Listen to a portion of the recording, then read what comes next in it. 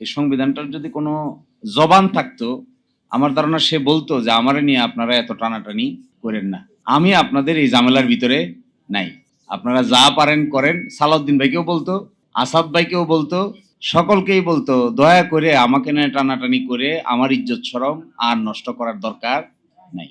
আমি এটা স্পষ্ট করে দেখতে চাই। কখনো বলে সংবিধানের ভিতরে, কখনো বলে একচুল পরিমাণ নড়বো না, কখনো বলে এর ভিতরে আছে। আরে সংবিধান তো জানে তার ভিতরে কি আছে আর কি নাই, ও তো জানে। আমাদের এক প্রধান বিচারপতি ছিল, উনি একদিন কোর্টে বলতেছে যে বিচার কার করতেছি।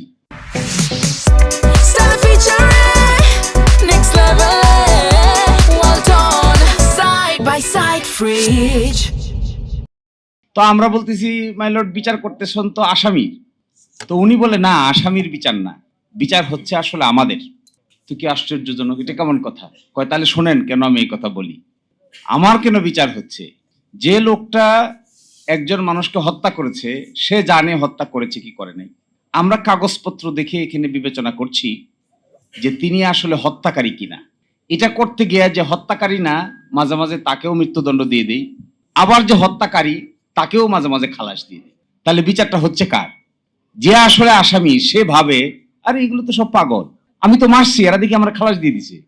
আবার উল্টা যে করে নাই সে ভাবে আরে আমি তো মারি নাই, তো এরা এত প্রটোকল, এত গাড়ি, এত ঘোড়া, এত লেখাপড়া, এত জ্ঞান, কিন্তু আমাকে যে মৃত্যুদণ্ড দিয়ে দিল, এই আসামি কি এটা জানে না?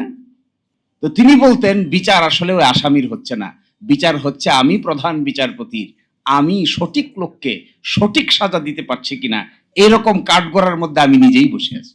তো আমাদের সংবিধান বেঁচে থাকলে বলতো মুখ খুলে, সালাউদ্দিন ভাই আমাকে আপনি অযথা যন্ত্রণা করিয়েন না।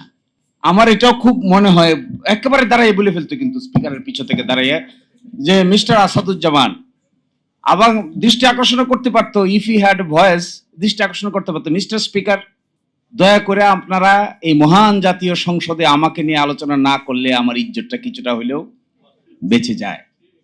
তো ওনাদের আলোচনার ধরন থেকে মনে হচ্ছে এই বেইজ্জতি করার একটা বুদ্ধি বাইর করছে। একবার বলে সংবিধানের ভিতরে, কোথায় ভিতরে? যিনি অ্যাটর্নি জেনারেল হয়েছেন ভিতরে হয়েছে, সরকার হইলো ভিতরে হইলো, পার্লামেন্ট ভাঙলো ভিতরে ভাঙলো, সংস্কার হচ্ছে ভিতরে হচ্ছে, ঐকমত্য কমিশনের মেম্বার হইলেন আমার সালাউদ্দিন ভাই, সংবিধানের ভিতরে হয়েছে। সংবিধান পারমিট করে যে ওই কি একটা কোথায় জানি বসে আলোচনা হইতো,